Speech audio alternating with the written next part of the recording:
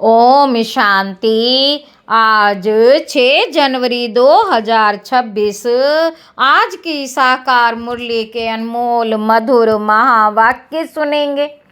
मीठे मीठे बाबा के मीठे बच्चे। ब्रह्मा बाबा शिव बाबा का रथ है, दोनों का इकट्ठा पार्ट चलता है, इसमें जरा भी संशय नहीं आना चाहिए।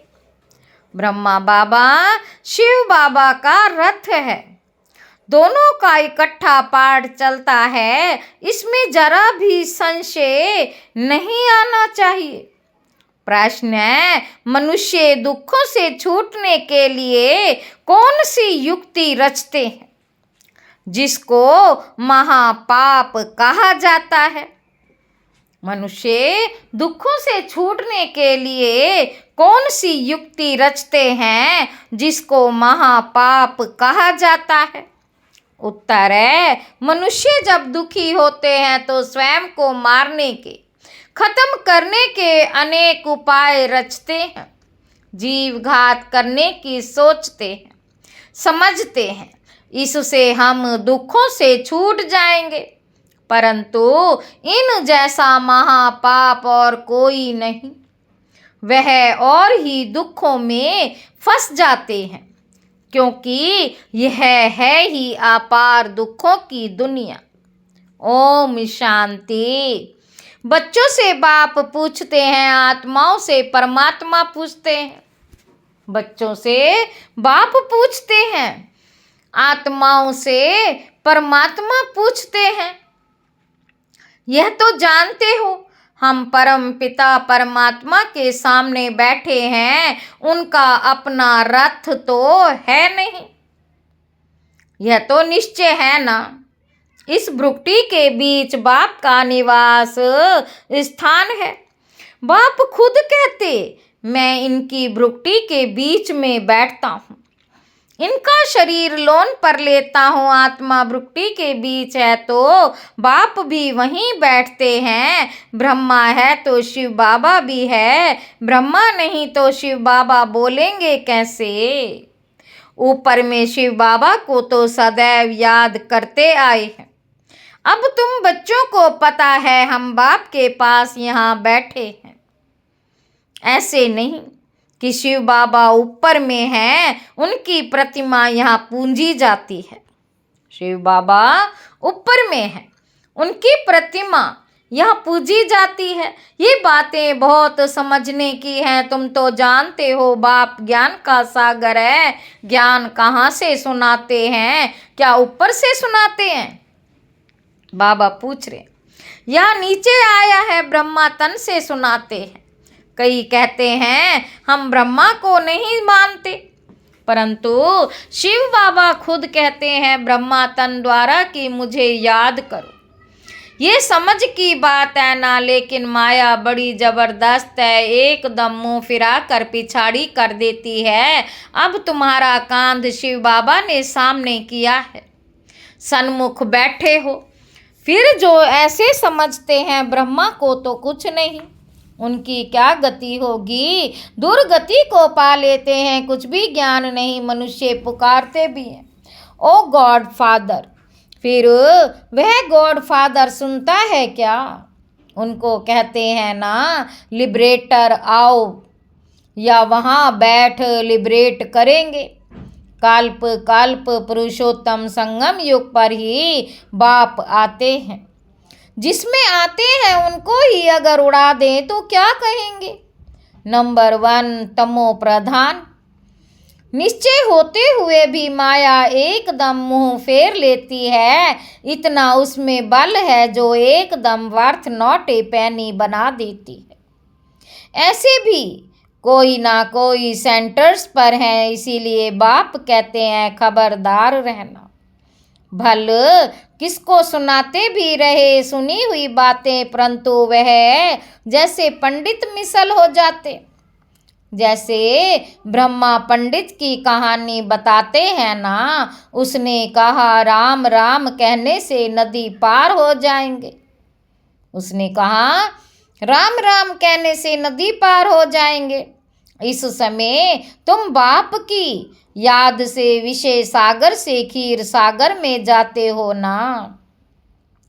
उन्होंने भक्ति मार्ग में ढेर कथाएं बना दी थी, ऐसी बातें तो होती नहीं। यह एक कहानी बनी हुई है। पंडित औरों को कहता था, खुद बिल्कुल चट खाते में है। पंडित औरों को तो कहता था, खुद बिल्कुल चट खाते में है। खुद विकारों में जाते रहना, दूसरों को कहना निर्विकारी बनो, उनका क्या असर होगा। ऐसे भी ब्रह्मा कुमार कुमारियां हैं, खुद निश्चय में नहीं, दूसरों को सुनाते रहते हैं। इसीलिए कहाँ कहाँ सुनाने वाले से भी सुनने वाले तीखे चले जाते। जो बहुतों की सेवा करते हुए जरूर प्यारे तो लगते हैं ना, पंडित झूठा निकल पड़े तो उसको कौन प्यार करेंगे। फिर प्यार उन पर चला जाएगा जो प्रैक्टिकल में याद करते हैं। अच्छे अच्छे महारथियों को भी माया हप कर लेती। बहुत हप हो गए, बाबा भी समझाते हैं, अभी कर्मातीत अवस्था नहीं आई है। कभी कर्मातीत अवस्था नहीं हुई है। एक तरफ लड़ाई होगी, दूसरे तरफ कर्मातीत अवस्था होगी, पूरा कनेक्शन है। फिर लड़ाई पूरी हो जाने से ट्रांसफर हो जाएंगे।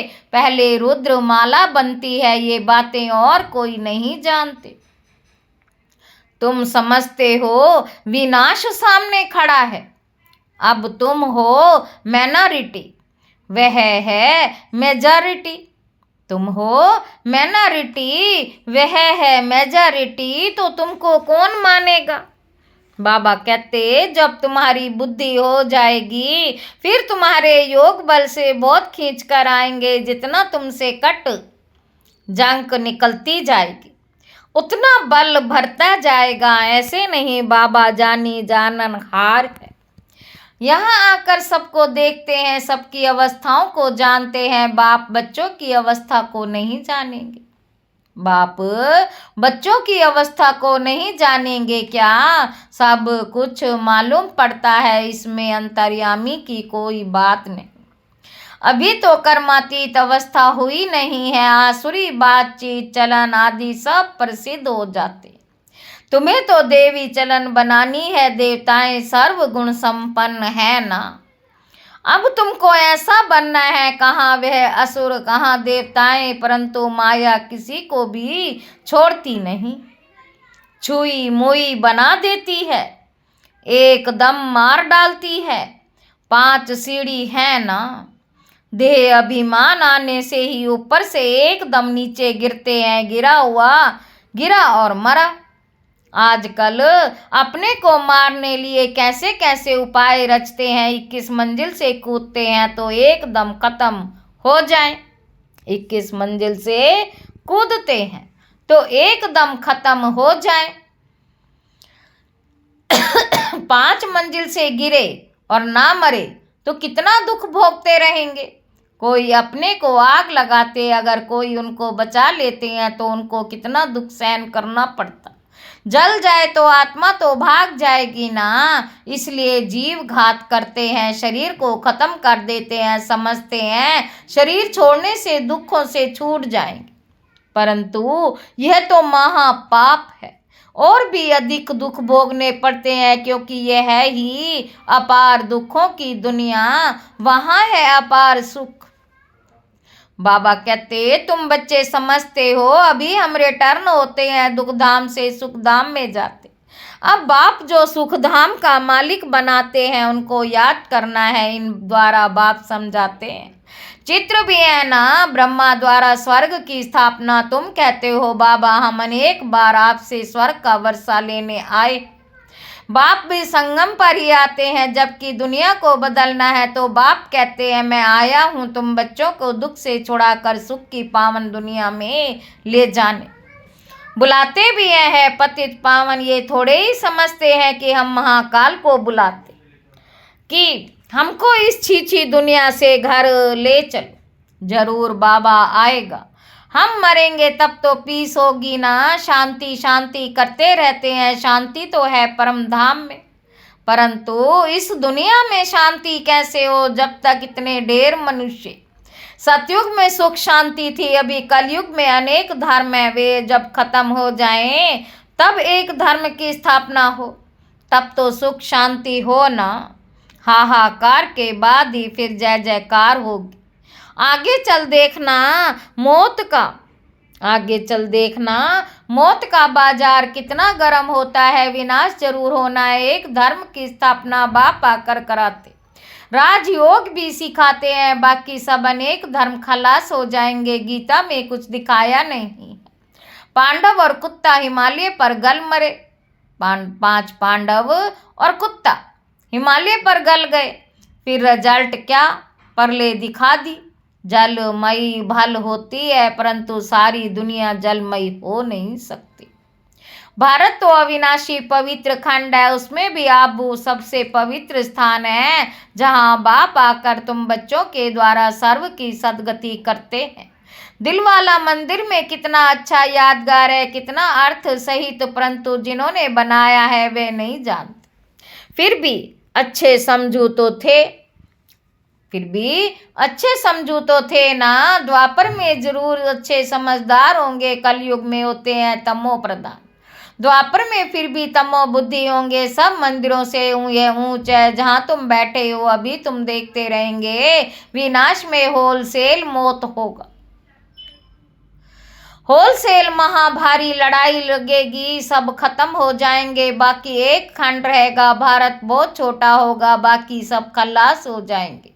स्वर्ग कितना छोटा होगा, अभी ये ज्ञान तुम्हारी बुद्धि में है, कोई को समझने समझाने में भी देरी लगती है। यह है पुरुषोत्तम संगम युग। यहाँ कितने ढेर मनुष्य हैं और वहाँ कितने थोड़े मनुष्य होंगे, ये सब खत्म हो जाएंगे। वर्ल्ड की हिस्ट्री ज्योग्राफी रिपीट होगी शुरू से, जरूर स्वर्ग से रिपीट करेंगे, पिछाड़ी में तो नहीं आएंगे। ये ड्रामा का चक्र अनादि है, जो फिरता ही रहता है। इस तरफ कलयुग, उस तरफ है सतयुग, हम संगम पर है, ये भी तुम समझते हो। बाप आते हैं, बाप को रथ तो जरूर चाहिए ना, तो बाप समझाते हैं।